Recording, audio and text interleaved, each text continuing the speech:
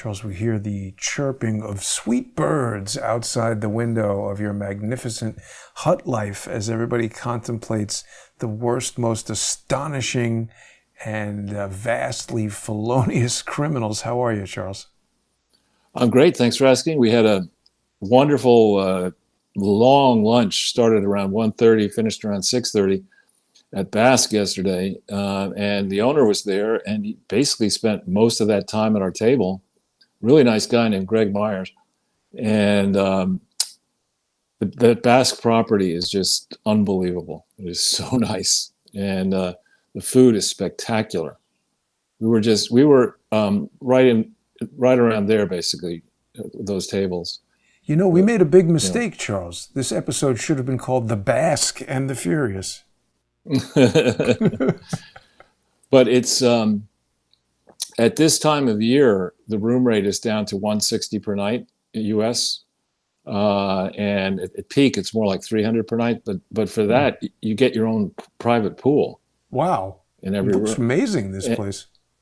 Yeah, and hats off to this guy. He's a banker who just decided, he's from a real estate family, but he just decided that he loved this part of the Gili Islands. He started, before building the hotel complex, he put in this underwater statue garden that is now one of the Instagram hot things to do around the world, is to come here and be photographed swimming in the statue garden. Hmm. But he's got now two restaurants. One basically a mixture of Western and Asian food, and the other is a South American restaurant. But it's a real delight, and it's a nice day trip from Gili T. I mean, it takes Gili Trawangan, that is. It's on the island of Gili Meno, M-E-N-O, and you just take a 5-minute, 7-minute boat ride from Trawangan to Meno, and there you are. Gilligan's Island. Charles, we should mention to everyone something I've been forgetting for quite a while. Due to various Twitter complications, you are now more available to people on at Charles Ortel Penn, your special Penang edition of Twitter, which has virtually nobody following you on there, even though you have been putting some things out. Yeah, thanks for bringing that up, Jason. Yeah, I was distracted, and I think I signed up for Twitter as Charles Ortel, and I'm paying at Charles Ortel for the blue check. But when I signed up, I was using Yahoo.com, something I haven't been using for quite a while, more than a decade. And so when I want to get verified, when I want to respond to checking in on the main thing, I get this endless do loop. I finally cracked through and contacted X, and I still haven't gotten satisfaction. So I don't know how to reactivate my 30-odd thousand strong account. So I may as well just work on this one. Yeah. Yeah. Well, maybe someone in our audience will have an idea of how to get Elon Musk's attention and reactivate your legacy Charles Ortel Twitter. But people, Charles, are a little bit, I think, pissed off and angry that the Clintons, most people I'm talking to think nothing will happen to them. Of course, everybody saw that they defied the James Comer subpoena and that he's now going to find them in contempt of Congress. Well, everybody wants to know what you're going to say about this. Well, so where we are on this is that the Clintons have a 40-year track record or more of basically defying the law in the guise of being lawyers. So they know how to play for time advantage and other advantages through these litigations and investigations. But the way I like to play is to try to focus on the substance and less the process. And on the substance, this Clinton Foundation is an ongoing, massive charity fraud and personal enrichment scheme that involves many people, in my opinion, that involves many people in many legal jurisdictions inside and outside the United States. And they're still soliciting funds. So you go back and you ask yourself, how could a scheme of this magnitude stay operational under George W. Bush's administration? How could the Obama team have failed to understand this? How did Donald Trump's people, Sessions and then Barr, how did they not see through this? And I think the simple answer is that we're in one of these Irish standoffs where the Clintons know very well what we have discussed in the past, how a crooked foundation was used as a transfer vehicle to get money to the Contras in Iran Contra, and so the Clintons were able to figure that out when he was president. And the Clintons he makes disparaging comments in his book, My Life, about the right-wing money, money funnels. So they probably understand the degree to which CPAC, the American Conservative Union, now Turning Point, and other organizations like that are potentially vulnerable. So when time comes to go after the Clinton Foundation, people on the right are told, listen, if you do this, yes, maybe the Clintons will be punished, but we're going to take your fundraising operation down as well. Do you really want to go down this path? And so they played to a draw. But the difference, I think, in 2026, there are some important differences, 2026 to 2016. In 2016, that was when I was still on legacy media a lot. And the stories about the Clinton Foundation got a lot of ink and a lot of airtime and a lot of radio time. Indeed, at the conclusion of the 2016 campaign, the final ad that Trump's team put out was about a 3-minute ad that spent a fair amount of time focusing on the likely corruption involving various Clinton subsidiaries and foundations. And still, after the election, almost days after the election, Trump said, it was asked, are you going to do anything about it? And he said, well, we don't, you said lock her up, are you going to lock her up? We don't do those kind of things in America. So, when you do that, when you give the Clintons a pass for bad reasons, and you give CPAC and others a pass for bad reasons, all you do is you increase the price that crooked donors are willing to pay to get crooked politicians to do their bidding. That's all you're doing. And that's why you end up with Somali fraud on this level of this scale, and various politicians and their wives or relatives doing the same sort of grifting all over the place. That's how you end up with scam Bankman-Fried. And what I would say is that if Trump doesn't do something about it, he's finished.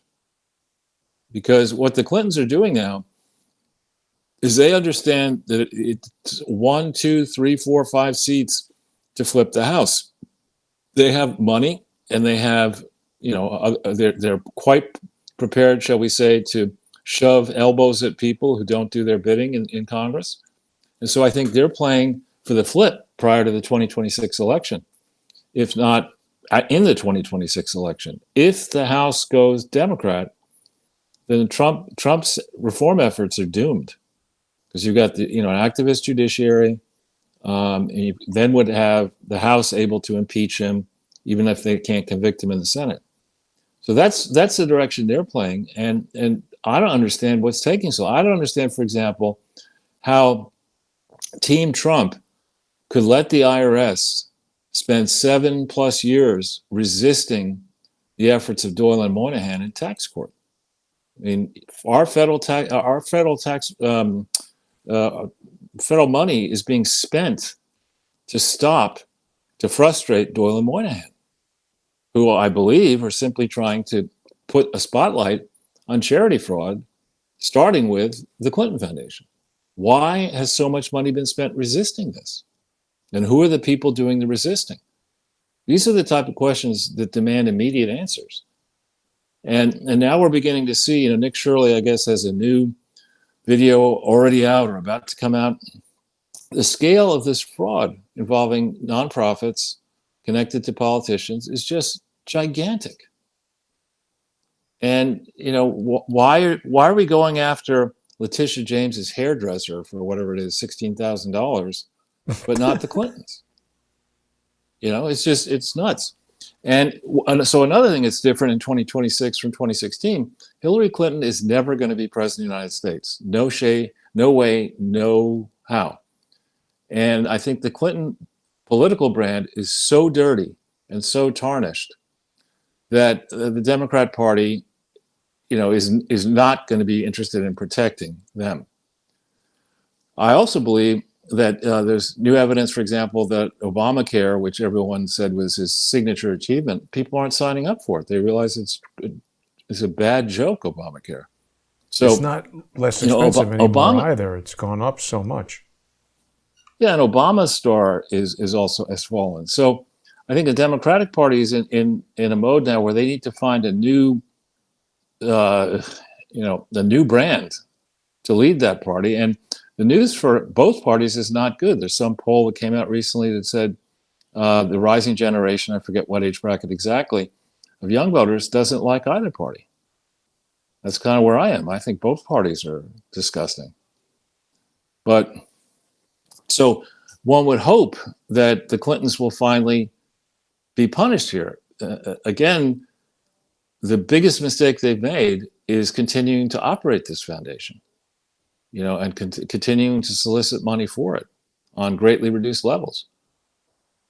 These are just facts. I mean, they can't say they're not soliciting funds. They're doing it right on this broadcast. I bet you their website is up with a donate now button available. Yep. So, and then this idea that you can have in your articles of incorporation, you can say that you're going to have an endowment, but the only reason you're going to have it is to comply with the National Archives and Record Administration rules pertaining to presidential libraries, which demand that a certain percentage be allocated for an endowment, cash endowment that you send into the National Archives. That's the only endowment this thing is authorized to have. Yet, in 2012, a year where Barack Obama wanted to be reelected president and where the Democrats were scrambling to find funds, that's when Dennis Cheng and a fundraising team were out, in theory, raising a lot of money, none of which ended up in the endowment for the Clinton Foundation. And then they tried to argue that the Clinton Foundation needs a general purpose endowment to basically do whatever it wants to do. That is strictly forbidden. And so I think we're in a place now where Trump has proven that tariffs bring in a lot of money. Trump has made not enough noise about the corrupt nature of these NGOs that are supposed to be the Clinton Foundation, the Barack Obama Foundation, and others are public charities. They are not supposed to engage in partisan political activities. They're certainly not supposed to promote the Clinton brand or give Bill and Hillary and Chelsea the right to operate the charity between board meetings, not subject to review by anybody. And that's a consulting firm. That's not a charity. And people understand this. I mean, I've been on this campaign since 2015. Before me, Peter Schweitzer wrote attention on and drawing a blank. Dan Halper in Clinton Inc. wrote a book about it, I think, in 2014. But the way Washington, D.C. works is it seems that certain people are just protected. And they include the Bush family, the Clinton family, the Obama family, and the Biden family, it would seem. Do we, the people, want this kind of political royalty that, you can pretend to sacrifice being protected by Secret Service and living in mansions and flying on gigantic private jets with military escorts? You can say that that's a rough life, as Michelle Obama dared to do, moron.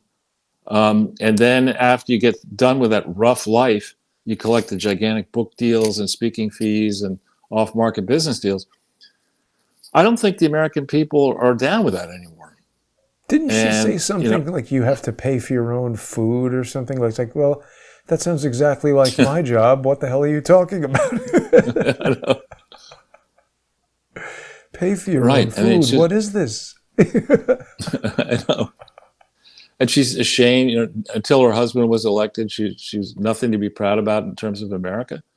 I mean, this is a person who has obviously never taken a serious course on economics, on history.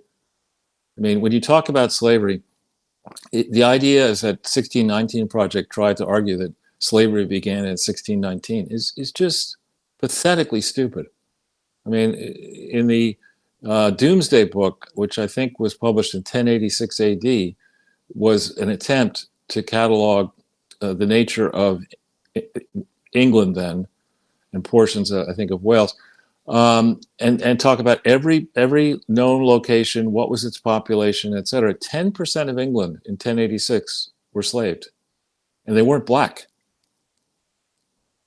So slavery has been Irish going were on. slaves, weren't they, in England? Irish were slaves, Scandinavians were slaves. There were some black slaves. A big problem in colonial America was what we would call either Turkish or North African slave raiding ships enslaved an estimated, I think, 1 million white people. Slavery is practiced today on the continent of Africa. Specifically, there's an open-air slave market in Benghazi, thanks to Obama and Hillary. Right. Charles, what is this Doomsday Book? I think a lot of people, including me, have never heard of this. It's a fascinating book because what happened was in 1066, William the Conqueror, as the French like to call him, Guillaume the Bastard, because he was a bastard child of the King of France, conquered England in weeks following a battle where what we would refer to them as Norwegians, but I'm not sure they were from modern Norway, engaged in a battle that the English king won, but the troops were exhausted when the Normans came, so they took England, and William the Conqueror and then his I guess, I forget if it was son, I believe, began a process where one lead guy took 20 years to go over all the possessions and catalog them in this Doomsday Book, which was written, I think, I forget what language, but it's been translated. I have a copy of it. I mean, a paperback copy on Penguin. And it's really interesting because what it did is it categorized what the land, each possession was like, what it was producing by way of really monetary value at the time, and then also estimated its peak value because England had been destroyed by years of fighting. So it's done by, I believe, in one voice, an encyclopedic attempt to guesstimate, to talk about what the land was like, and then talk about what it could produce by way of animal offspring or crops or gold or whatever. And it also explained who held possession of each of these properties. And I find it interesting because all this was done with no internets, no electricity, just a physical effort to do that today, for example, to go through England and try to guesstimate at peak, what could this land produce? And it's write it all, edit it all in one hand is quite a remarkable achievement. No AI. Not back then. Back on the Clintons, thank you for sharing that. I'd never heard of that thing before. But I mean, is it predicting doomsday, or is it called that for some other reason? I forget. No, it has nothing to do with doomsday, like the end of the earth. It's just, and it's spelled Domesday, I think. So it's almost like Dome Day. Predicting the geodesic dome. But back on to the Clintons, Charles. What the hell is going to happen? People want them to go to jail. I don't think it's going to happen. Isn't Peter Navarro going to flip his lid over this? Not just Peter Navarro, Bannon and others. I mean, what the Clintons have made a mistake of doing over time is to have themselves and others write books explaining what they were up to. And one of them was a book by one of their lawyers who bragged about the reason he was hired after the Paula Jones thing began to get legs was to make sure that Paula Jones lawsuit didn't interfere in the 1996 re-election campaign. And he brags about it. The whole purpose of what they were doing was delay, stall, delay. What the Clintons always do is they say, we're cooperating in full. We have, no political family has ever been investigated the way we are. We always cooperate, and charges are brought, taxpayer money is spent, but there's no point in all this because we've been proven and vindicated that we did nothing wrong. Well, yeah, what they do is they destroy evidence, have people around them intimidate or worse witnesses. They go to friendly people in the legacy media and academia and say, you protect us or else. And they're just stalling. They could have taken the position they're taking now on not cooperating last year. But they pretended to cooperate, said they were cooperating, and at the last minute they pull this bullshit. Unbelievable. That Paula Jones lawsuit involved Stephen Biss. I've never been able to really fully understand. He was, I think, working for Paula Jones as a young attorney. Wasn't the lead, but it's just so suspicious that these people are, all fair people are still around. Yeah. Well, and again, in the case of Paula Jones, I think $850,000 was paid to her. Now, that was back in, I forget when, but it was, prior to around 2000 or thereabouts. $850,000 was a lot of money to pay her at a time when your campaign and other debts exceeded your financial assets. And this idea that the Clinton family can go from being technically bankrupt to having multiple mansions to having a foundation, one or more foundations that basically are used to promote the Clinton brand personally, is repugnant to anybody who cares about charity. So sometimes people would say about the Soviet Union that until it blew up, that no communist government has ever voluntarily gone out of existence. Well, that one did. And similarly, you can say about the Clintons, nothing's ever going to change. I'm not so sure about it at this point. I mean, it is not politically expedient to protect the Clintons. And, I hope somebody like Stephen Miller takes a look at this. Charles, look at that. When you mentioned the Soviet Union, I went to RT, and they're saying U.S. attack on Iran imminent. I think that might be right, actually. I have a little tidbit to share with our viewers, but we've only got 2 minutes away until we make our way over to the First Amendment Forum. People are going to be able to join us there on crowdsourcethetruth.substack.com and also on subscribestar.com and patreon.com/crowdsourcethetruth. People who follow me on X at JG_CSTT. I'll wait to share this nugget on the sponsor exclusive segment, but just Charles, take us out with the whatever else you want to talk about in the last 2 minutes here. Sure. Well, we will get into Iran in some depth and other flashpoints around the world. I think there's also news that you brought to my attention, Jason, that the Chinese are reporting that the Cuban government is close to collapse now that the Venezuelan government has been, let's say, transitioned. There's a lot on Trump's plate at this point. He's going to the World Economic Forum, I think, this coming week to basically tell him, to your globalist stuff. But I sure hope he continues to make progress and keeps his eye on the important balls, which are the Clintons that need to be kicked squarely and hard. Yeah. Well, I hope so. So, Charles, with that, we'll head on over to the sponsor exclusive segment. Thanks to everybody who sponsors the show. If you're not sponsoring the show, it's a great time to get on there. There's still a ton of sponsor exclusive content that you've been missing. We'll be right back in 5 minutes. Thanks for